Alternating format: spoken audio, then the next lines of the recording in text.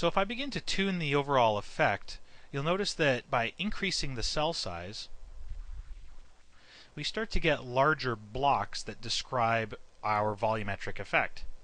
So we are getting particles created as a volume here and here, but we're not really getting the shape of the particles mimicking the shape that we see our particles created as from the ice tree.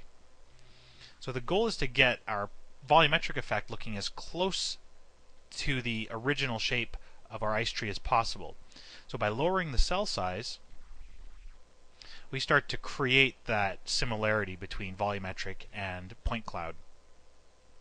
If my cell size is small enough and I'm still not getting the overall shape I'm looking for, I can use the density tab to help me add overall density to the point cloud or to the volumetric effect.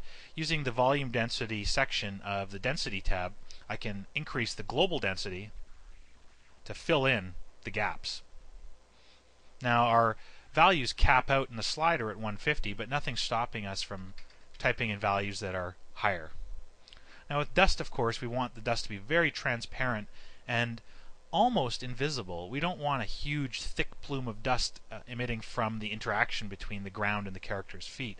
So I have to be careful not to use too much density. If you want to refine the overall density on top of the global density slider, we have a multiplier, which is essentially the density shape slider. By lowering it, you can see how we can kind of soften the density while still keeping the overall shape of the point cloud.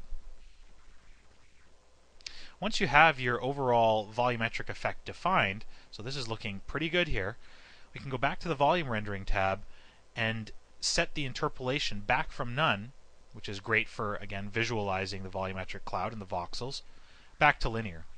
So we end up having a nice soft blended shape for our particles.